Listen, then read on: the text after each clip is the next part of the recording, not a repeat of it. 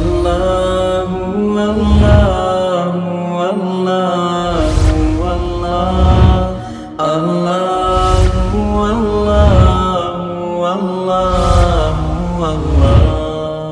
اللہ اللہ۔ بسم اللہ الرحمن الرحیم۔ ہدایت النحو کا تیسرا باب ہے مرفوع کی اقسام، اس کا آخری سبق ہے سبق نمبر 35۔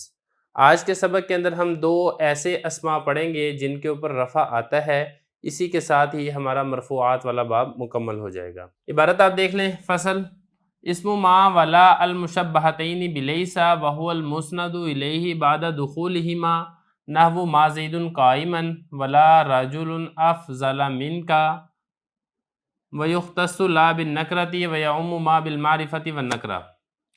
فصل خبر لا لنفی الجنس وهو المسند بعد دخولها نحو لا رجل قائم۔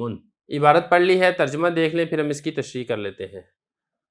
فصل ما اور لا کا اسم جو لیسا کے مشابہ ہو، یہ مسند الیہ ہوتا ہے ان دونوں کے داخل ہونے کے بعد، جیسا کہ ما زید قائما اور لا رجل افضل منک، اور لا خاص ہے نکرہ کے ساتھ اور ما عام ہے معرفہ اور نکرہ کے ساتھ۔ فصل لا نفی جنس کی خبر وہ مسند ہوتی ہے اس کے داخل ہونے کے بعد، جیسے کہ لا رجل قائم۔ ترجمہ آپ نے پڑھ لیا ہے، اب چلتے ہیں اس کی تشریح کی طرف۔ تو تشریح میں سب سے پہلے تو ما اور لا کے بارے میں بتایا گیا ہے، وہ ما اور لا جو لیسا کے مشابہ ہوں۔ دیکھیں لیسا افعال ناقصہ میں سے ہے، اور افعال ناقصہ کے اندر آپ پڑھ چکے ہیں کہ اس کا اسم اس کے اوپر رفع آتا ہے۔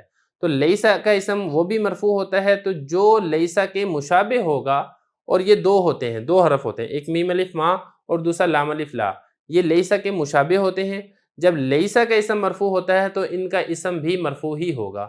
یہی بات یہاں پر بتا رہے ہیں، ما اور لا کا اسم المشبہتین جن کو تشبیہ دی گئی ہو، یہ مشبہت ان کی تثنیہ ہے، اور یہ تثنیہ اس لیے ہے کیونکہ یہاں پر پیچھے دو ہیں، ایک ما ہے اور دوسرا لام الف لا ہے، جن کو تشبیہ دی گئی ہو لیسا کے ساتھ۔ وَهُوَ الْمُسْنَدُ إِلَيْهِ، وہ مسند الیہ ہوتا ہے۔ کون مسند الیہ ہوتا ہے؟ یہ جو ہوا ہے، یہ ہوا ضمیر لوٹ رہی ہے اس اسم کی طرف۔ ما اور لا کا اسم وہ مسند الیہ ہوتا ہے ان دونوں کے داخل ہونے کے بعد، کیونکہ آگے کہا گیا نا بعد دخولہ ما، یہ جو ہما ضمیر ہے یہ ہما ضمیر لوٹ رہی ہے ایک ما کی طرف اور دوسرا لا کی طرف، چونکہ دو تھے اس لیے یہاں پہ ہما تثنیہ کی ضمیر لے کر آئے ہیں۔ تو خلاصہ یہ کہ ما اور لا جو لیسا کے مشابہ ہوں، ان کا اسم یہ مسند الیہ ہوتا ہے ما اور لا کے داخل ہونے کے بعد، بالکل اسی طرح جس طرح لیسا کا اسم مسند الیہ ہوتا ہے لیسا کے داخل ہونے کے بعد۔ یہ تو ہو گیا پہلا مسئلہ۔ آگے اس کی مثال دی ہے، ما زید قائما، یہ میم الف ما کی مثال ہے۔ زید اس کے اوپر دیکھیں اس کے اسم مرفوع ہے، اور یہ مسند الیہ ہے جو کہ میم الف ما کا اسم ہے، وہ ما جو لیسا کے مشابہ ہے۔ اسی طریقے سے لا رجل افضل منک، رجل یہ لا کا اسم ہے، وہ لا جو لیسا کے مشابہ ہے اور یہ مسند الیہ ہے۔ وَيُخْتَصُّ لَا بِالنَّكْرَةِ وَيَعُمُّ مَا بِالْمَعْرِفَةِ وَالنَّكْرَةِ۔ یہاں سے ایک اور مسئلہ بیان کیا جا رہا ہے۔ دیکھیں ما اور لا اس بات کے اندر تو متفق ہیں کہ ان دونوں کی تشبیہ ہوتی ہے، یا ہم یہ کہیں ان دونوں کی مشابہت ہوتی ہے لیسا کے ساتھ، لیکن ان دونوں کا آپس میں ایک اختلاف بھی ہے۔ وہ اختلاف یہ ہے کہ لام الف لا یہ نکرہ کے اوپر داخل ہوگا، جبکہ میم الف ما کا اسم نکرہ بھی ہو سکتا ہے اور معرفہ بھی ہو سکتا ہے۔ لام الف لا کا اسم نکرہ ہی ہوتا ہے، معرفہ نہیں ہوتا۔ یہ اس اعتبار سے فرق ہو جائے گا۔ لیکن یہاں پہ آپ ایک چیز اور بھی سمجھ لیں کہ حضرت نے ایک فرق ذکر کیا ہے میم الف ما اور لام الف لا کے درمیان، لیکن حقیقت میں ایک فرق نہیں ہے، تین فرق ہیں۔ ایک فرق تو یہی ہے کہ اس کا اسم لا کا اسم وہ نکرہ ہوتا ہے، اور میم الف ما کا اسم نکرہ اور معرفہ دونوں ہوتے ہیں۔ دوسرا فرق اور بھی ہے کہ لام الف لا یہ مطلق نفی کے لیے آتا ہے، اور جو میم الف ما ہے یہ حال کی نفی کے لیے آتا ہے۔ یہ دوسرا فرق ہے۔ اور تیسرا فرق یہ ہے کہ جو ما کی خبر ہے اس پر با کا داخل کرنا جائز ہے، جبکہ لام الف لا کی خبر پر با کا داخل کرنا جائز نہیں ہے۔ اس کے بعد آپ آگے دیکھیں، خبر لا لنفی الجنسی۔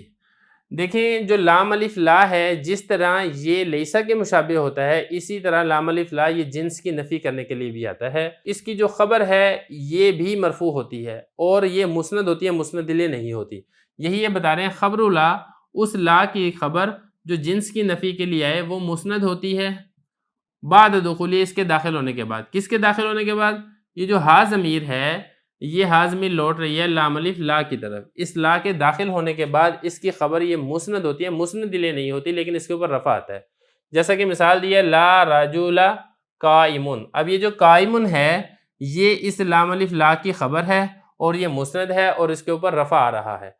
یہاں پر ایک بات اور سمجھنے والی ہے، وہ یہ ہے کہ حضرت نے یہ کہا کہ وہ لا جو جنس کی نفی کرنے کے لیے ہے، لیکن ایک بات آپ واضح سمجھ لیں کہ جنس کی نفی نہیں کرتی بلکہ جنس کی صفت کی نفی کرتا ہے.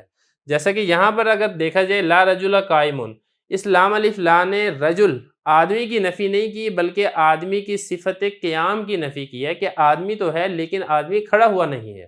تو یہ چونکہ ایک اختصار کے طور پہ اس کو اس طریقے سے لا نفی جنس کہہ دیا جاتا ہے، وگرنہ حقیقت کے اندر یہ لا جنس کی نفی نہیں کرتا بلکہ جنس کی صفت کی یہ نفی کرتا ہے. اسی کے ساتھ ہی ہمارا مرفوعات کا باب یہ مکمل ہو چکا ہے. اس کے بعد ہم انشاءاللہ منصوبات کا باب شروع کریں گے.